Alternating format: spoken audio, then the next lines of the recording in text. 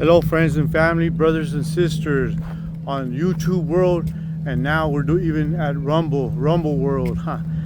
So right now we're here with James. I just want to say real quick before I start, before I show James, is that a friend of ours bought a young lady in Phoenix ticket by the name of Leslie. And if you guys are familiar with her, you guys can go look up Tales from the Streets. He did an interview with Leslie. He sent her home. She was stranded in Phoenix, and he sent her home, and she's here in Bullhead.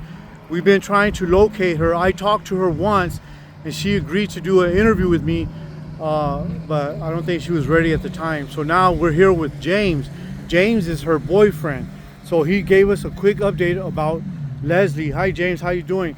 Good. James, you know that our channel is called Stuckincali, and we're here to bring awareness to the homeless, addiction, and mental health. So can you, where are you from originally from, James? Well, I'm a Navy brat. I've been all over the country. I'm kind of well-rounded in that respect. I've been East Coast, West Coast, mainly in California. And I have my own testimony story to tell that, makes me pretty courageous in the fight in the trenches when the opposition is there and you have everybody doing what's popular, doing, the whole drug life and the drug scene is getting old. It's getting old by the day. People die. Fentanyl is a real killer.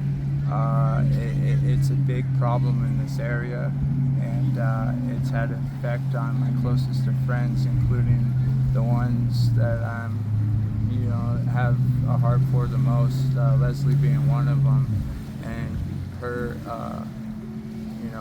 condition and her story is touching enough to where I was warm to embrace her as a good friend, and then later was intimate and fell in love with the girl because I saw the girl come out of her, and I saw that flare of sobriety coming out of her, and some norms, just being indoors under a roof and embraced and by people that understand her situation and surrounded by people that know Leslie. So if there's anything to be said, I'd weigh in on it.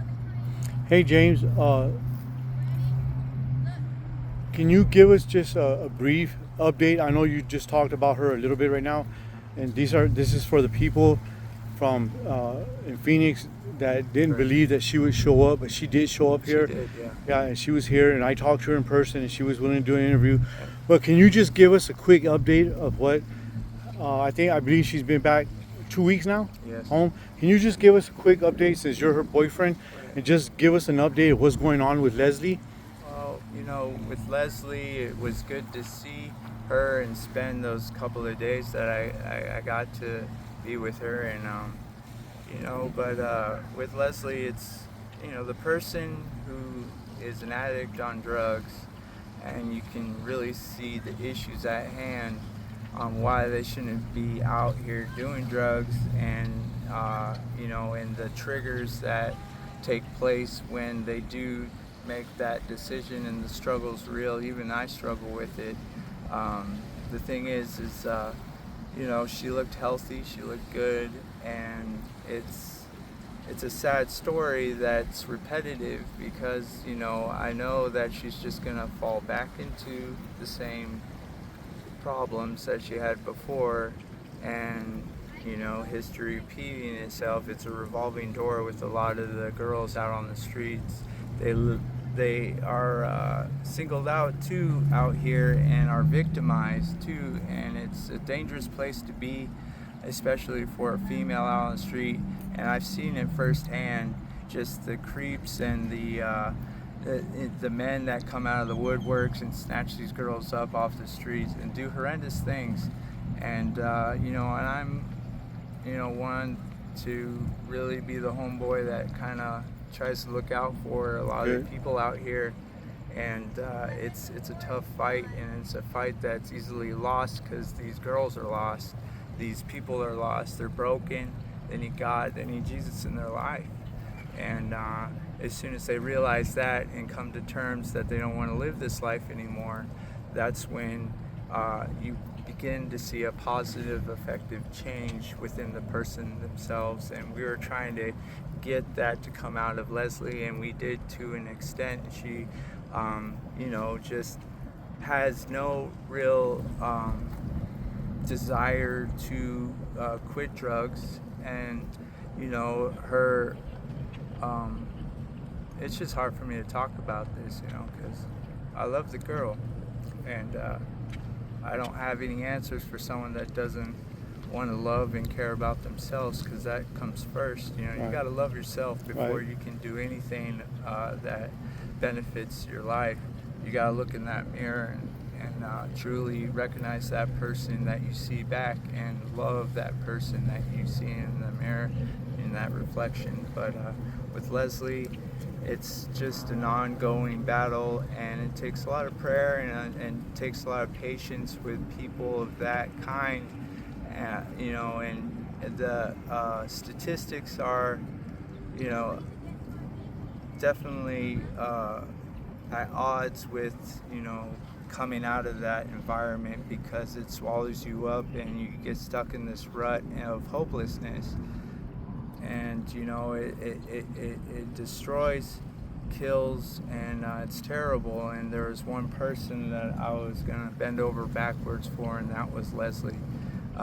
Even though it took a lot of patience and understanding with Leslie, I come to love the girl and know the girl, her story, her background, everything, and I'm really kind of in her corner as her, good friend, concerned and worried because of her situations that she puts herself in, because she cares not about herself. And in order for someone to just have that ability to change, they gotta want to themselves. Yes. Hey James, I think you said before our interview you're a Navy veteran. I'm a Navy veteran, right? And I came out here. I actually had a house right down, right by the river. They set me up. Catholic Charities, want to give a shout out to them, because, I owe a lot of, what they did for me. I'm very appreciative, because I didn't know I had those incentives and those things to my advantage to help me get back on my feet, get me working. And when you're homeless, it's a true struggle out on the street to be able to overcome that homelessness and get back up on your feet and get back into a place. But they had the HUD-VASH extension that allowed me to do those things. Unfortunately, somebody, went a little whatever, and decided to, it was a thing of arson, and my house burned down. I wasn't in the house. Her dog burned in the fire. It's unfortunate. I don't have any animosity towards the person that caused the fire, but it did send me back into this homelessness again. And I know I have it within myself, and I'm a believer in Christ too. And I march to a different drum to comparative to the people out here that are just aimlessly, just broken and wandering and looking for answers. And a lot of them have psychological issues. I know Leslie, has dissociative identity disorder, and it's one that's curable through, therapy and hypnosis, and and I believe Jesus is a healer if the person embraces that. But it's just, I was glad to meet you, because wow, what an effective thing that you're doing here. I want to be a part of it, definitely. Hey James, so you're in agreement then, it sounds like you're in agreement that a lot of people, because I myself, and I talked about it, I myself was addicted to methamphetamine. I used to shoot up heroin and methamphetamine together, and it was due to my trauma, my sexual abuse, child abuse, verbal abuse, mental abuse. So you're in agreement that trauma has a lot to do with drug addiction, and then not Yeah. only A lot of trauma, but also mental health. Right. Well, a lot of with my experience with all that is, we want to self-medicate is the correct term. We want to fix what's wrong with us, Right. and a lot has to do with a lot of, like you were saying, abuse, sexual assaults, and trauma. Your mind builds up a coping mechanism, an alter ego, a split, a strong what you. Uh, it's one of those things where what your mind, uh, considers a stronger you. It brings that out and it splits off into all these other different personalities, and it is the way the mind is able to counter the trauma that it has been done in order to overcome it, I guess. But yeah, it's definitely the drug community is one that you have a lot of similar. You have multiple personalities. You have schizophrenia. You have manic, bipolar, and some people have couple diagnoses: schizoaffective, sociopathic, traits. And and I don't even think that psychiatric meds are the answer. I think it stems from a deeper issue within the person that needs to be brought out and dealt with by talking to a professional that has the training to help them heal through the process and doing that correctly. Drugs aren't the answer. It's the easy fix. It's the instant gratification reward what a drug does, and it's a means to escape, not to deal with the issue. James, that was very interesting. What you just said. My next question is, James, is so are you also struggling right now with addiction? Absolutely. I stopped doing fentanyl. I was doing fentanyl myself. Um, just and you can't even say it's a social drug. People that do fentanyl, it's worse than heroin. It's like a way of giving up. A lot of people do enough fentanyl so they can go to sleep and not wake up, and that's the reality of it. I knew people that did enough fentanyl with the whole complete intention of killing themselves. I've had to revive 3 people personally, and other close calls. And looking back on it, I was glad I was there, because a lot of the people run and scatter scared because they don't want to be involved and have to go to prison if that person were to die. Guess what? Chances are, if you were ever involved with the drug transaction or were doing the drug with the person, you're going to be doing prison time as well. A lot of them do. And So that's why they split. yeah, and I think that needs to change within Congress and the laws in America to benefit the person that's a user and identify them more as the one who is victimized than one who is criminalized and treated as such and slammed in a crowded jail or prison when the real enemy is still out there. So I'm almost at 15 minutes. I'm just going to ask you a couple Sure. more questions because I don't like these to be too long. Absolutely. But you have a lot of good things to say. I have a lot to say. Yes. Yeah. So you do agree that there's dangers out here for the women. Absolutely. They are the most in danger due to the party atmosphere of Laughlin, what you see behind me. Right. The dichotomy of the areas, you have Bullhead. Bullhead is usually a lot of low income, fixed income people, and a lot of them work either part-time or full-time, and that's their bread and butter is Laughlin, and a lot of the money and stuff goes to the gambling, the nightlife, and everything that comes with it. So to contend with that party atmosphere, and then you have these, men driving around looking for a good time, and these girls fall victimized because they decide to get in a car. The guy has money. He looks like he has a good, disposition. They get in the car wanting help, and the person's got ulterior motives that are not beneficial to the person who is homeless. The female ends up getting raped, sometimes killed. Blues are effective as a new date rape drug. The guy feeds them what they want, they conk out. And I've had a lot of friends and who I've deemed, street sisters that tell me this revolving story of I woke up and he was on me and I didn't know how to react, and he was getting very aggressive and controlling. You see that a lot out here too, with men putting hands on women out of anger and frustration, because it's a control thing. Rape is a control thing, and it's done out of anger. It's more of a control thing than it is a sexual thing.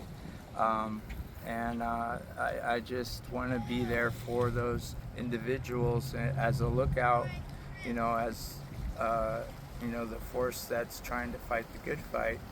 And a lot of that comes with my inner belief in Jesus Christ, and that keeps me going.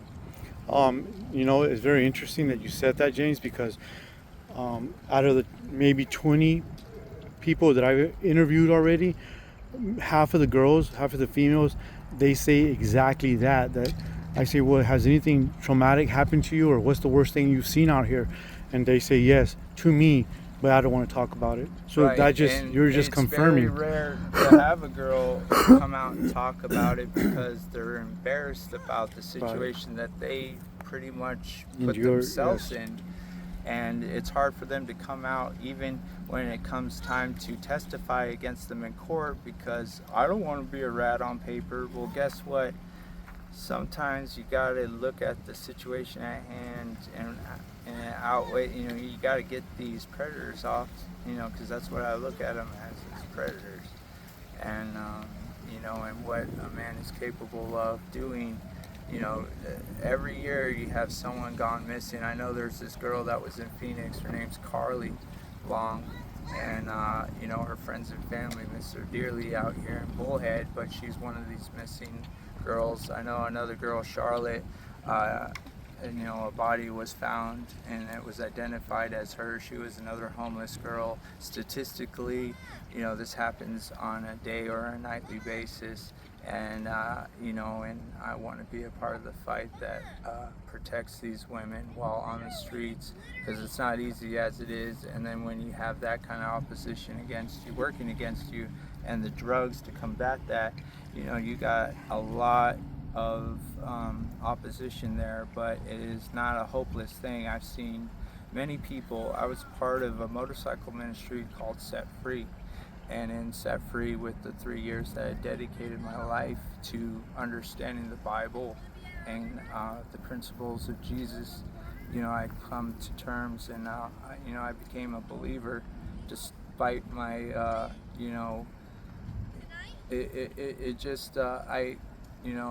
had things happen to me that were big eye openers, that God is real and God is a healer, and God can do exceedingly abundantly above all else. And when you hold on to that shield of faith, those darts of the enemy can't penetrate you. And and I really campaign for that, because we gotta have something to stand upon, a firm foundation, before we can get out there and be involved. So we need to be healed from our trauma. Yeah. Hey, one more last question, James, and then we're done. Well, I got one question, and then I want you to shout out your channel, because I know that you do a podcast also. So we want to bring awareness and put your podcast out there. I think we're going to try to link up or try to hook up somehow, where you can bring me some awareness or some highlight my channel, and I can highlight your Absolutely. Facebook. so we can help each other out and try to make this grow so we can.